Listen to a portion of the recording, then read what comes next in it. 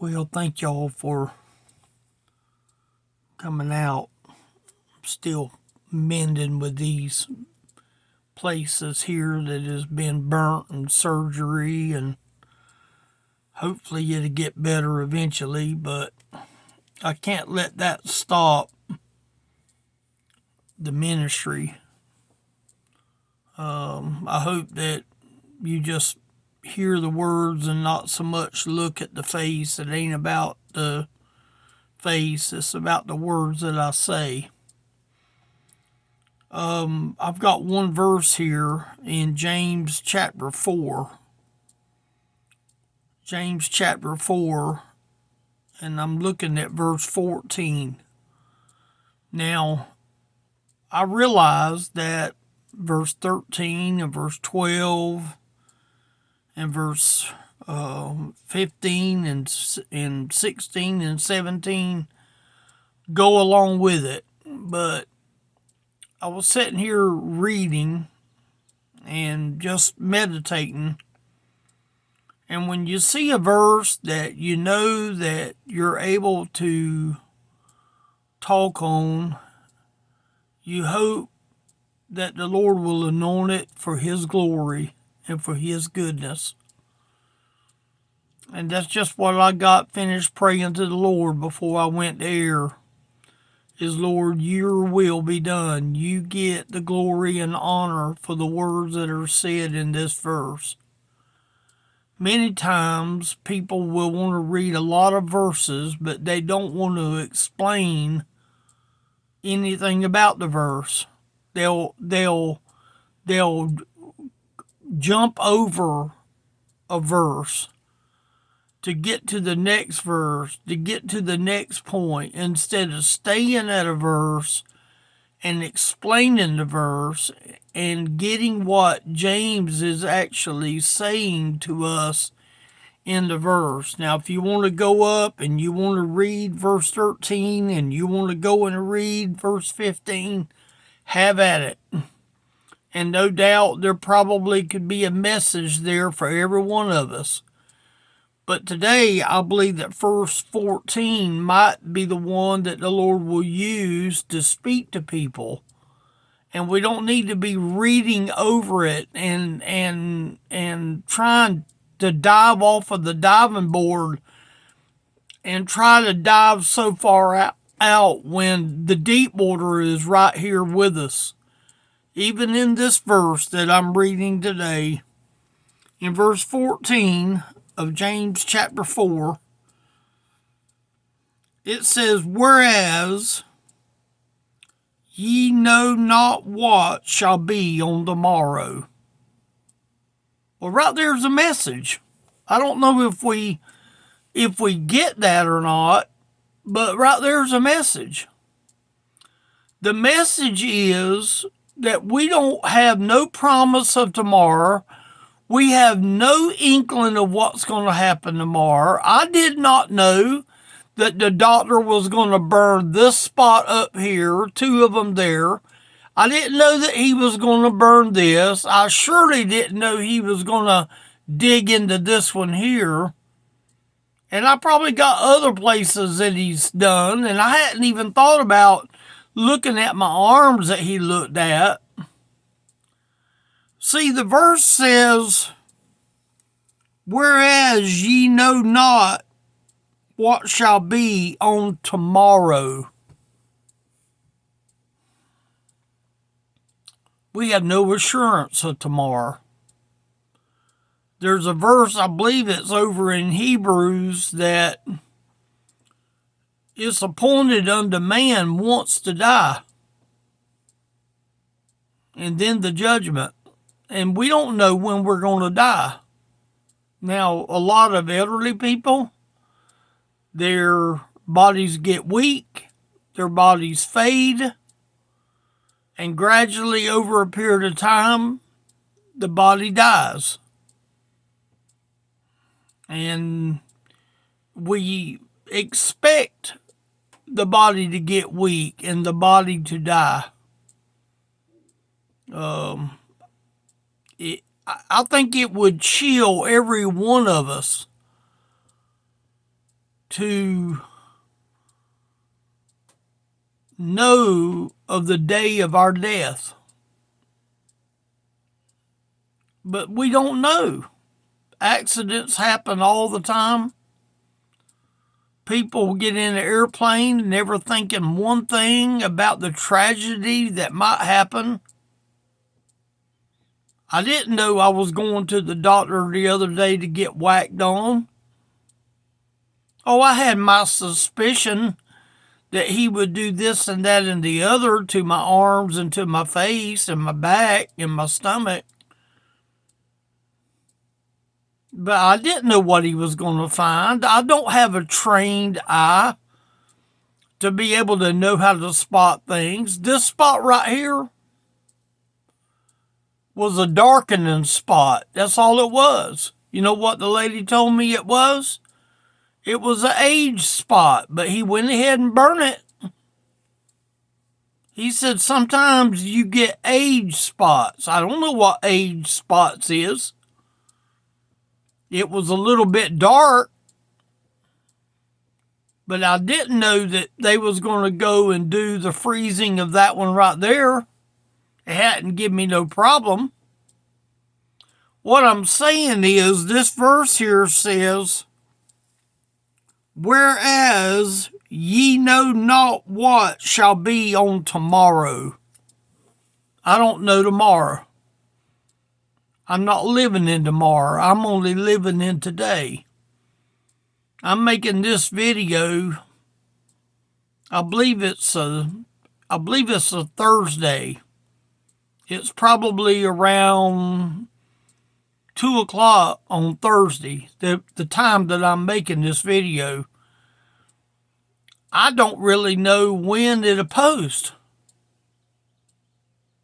It might post Friday evening. I don't know.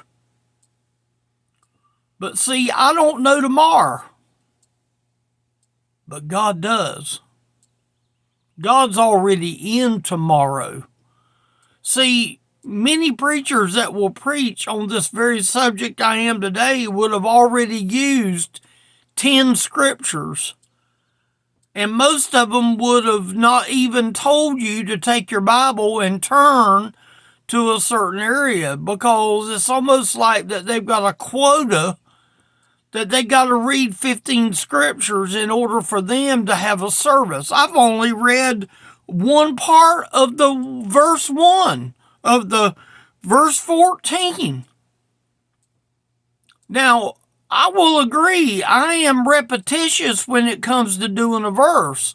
I will read it over and over and over again. But what I'm doing is I'm letting the Lord use my thought process to tell me that tomorrow has not got here yet. And none of us know tomorrow. We don't know what we're going to do tomorrow. I don't know what we're going to do tomorrow. Oh, I might have an idea that I might know what I'm going to do tomorrow, but I really don't know. But he says here, whereas ye know not what shall be on tomorrow. And then he asked a question, for what is your life? Now, you know that there's a question right there. For what is your life? Now, before we move on, answer that question. What is your life? Is your life the mechanism that makes you breathe? Is your life the mechanism that causes you to pull breath? Is it the mechanism that you use to eat your food and to drink your beverages? It says right here, for what is your life? What is your life?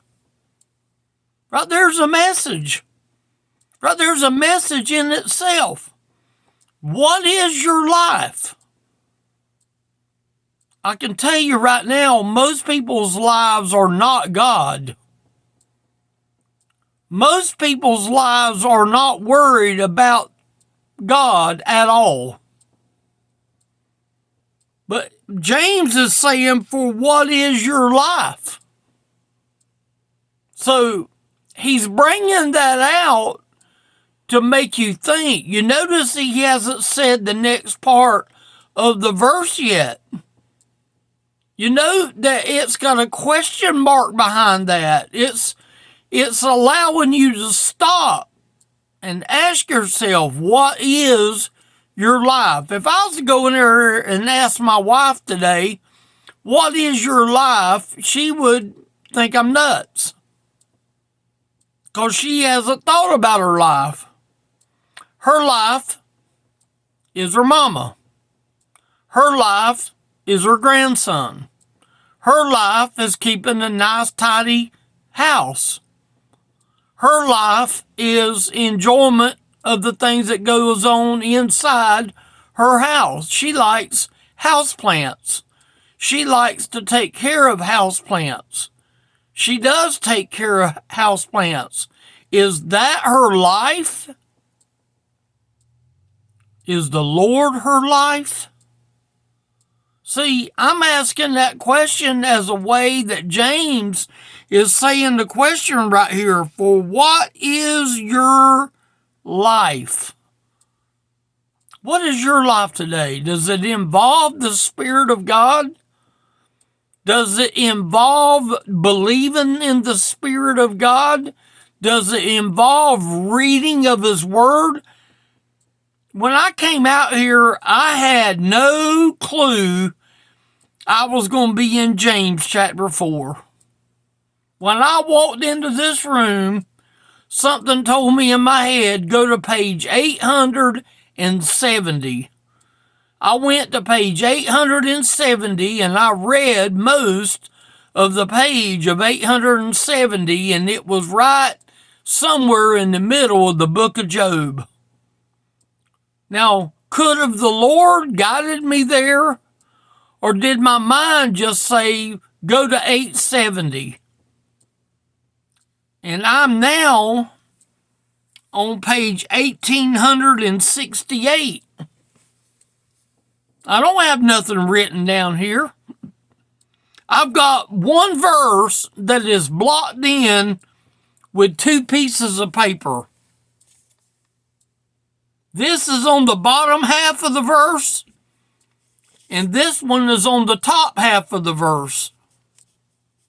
So this verse right here, the verses above and below is marked out for right now.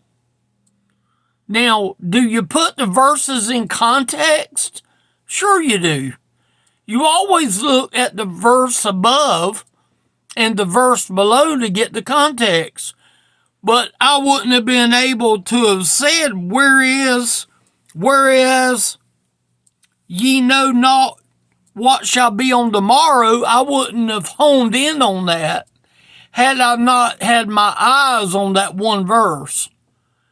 I think sometimes we need to take one verse and make a message from one verse and get all the goody out of the one verse. You know, there's some candy that you can eat that after you gum it a long enough time, it gets to the point where it's not sweet anymore. You've already done sucked off all the sugary part and it's not sweet anymore. I'll give you an example. Me and my wife went to Cracker Barrel the other day, and you know, they sell candy out in the foyer. Well, I just so happened to find a thing of Milk Duds. And I tore into them Milk Duds, and on the way home, I got to the point where the Milk Duds didn't taste so good because the inside of the Milk Dud was plumb hard. It was unpleasant. Well, I started eating on them things today, and after I got down in the middle of the box, it seemed like they got a little better. Evidently, the ones on the top maybe had laid in the air a little while. The ones down in the middle seemed a little bit packed on one another. They seem to have been damaged a little bit, but they're still good. You can still eat them. They're soft. The ones on the top wasn't soft. The point that I'm making is we wouldn't be able to examine the candy if I would have just eat the candy and eat it like bubble gum. I was really looking for some of them caramels that's got the cream in the middle. I've got a craving for them caramels that I want to go buy some of them caramels that's got the white cream in the middle. You know why? Because the caramel and the white cream is soft. And I like to leave it in my mouth a long time and let the white dissolve before I eat the other caramel. That's just me. I don't like to eat a boatload of candy. I like the taste of candy. What is this verse here saying? Whereas ye know not what shall be on tomorrow. Right now, today, that caramel candy is on my mind. Does that mean I'm going to go get some today? See, I don't know about tomorrow. What am I going to do tomorrow? Tomorrow hadn't got here yet. For what is your life? Is my life the caramel candy? Is it the caramel creams? That's what I'm talking about. But what is my life? It should be the Lord. It's better than the caramel creams. He goes on to say, it is even a vapor that appeareth for a little time and then vanisheth away. Let me tell you what that means. I could go down there right now and buy a whole bag of caramel creams, and it might take me a couple days to eat them if I eat them like I'm supposed to. But when I get down to the last one, guess what? There's no more caramel creams. There's no more enjoyment. What is he saying right here to us? It is even a vapor that appeareth for a little time and then vanisheth away. We have a habit of eating too many of the caramel creams of this life instead of eating on the fine taste of the Lord. And he says right here,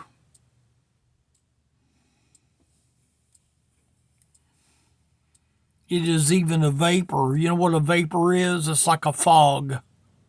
It's here today and it's gone tomorrow. It would be like me taking a candle, and I don't have my matches and my candle in here that I'm looking at anyway. But it's like when you blow out the candle, it smokes until the smoke evaporates. And what is he saying? It is even a vapor, our life. He said, for what is our life? It is even a vapor that appeareth for a little time and then vanisheth away. So here's the point. The caramel creams ain't going to satisfy me. The cares of this life is not going to satisfy me. Because I don't know what tomorrow holds. I can only pray that tomorrow is filled with reading the Bible, studying the Word, looking for verses that talk to me and speak to me. I wish more people, instead of preaching 15 verses, that they would just cut it down to one verse and just dissect it big time. I believe it would please the Lord. Elderly Ministry is the YouTube channel, and elderlyministry.com is the website. you're welcome to go there and pull up the information. You're welcome to call me. If I can do anything for you, by all means, reach out to me. Don't settle for the caramel creams of this life. It's going to let you down. Thank y'all for watching.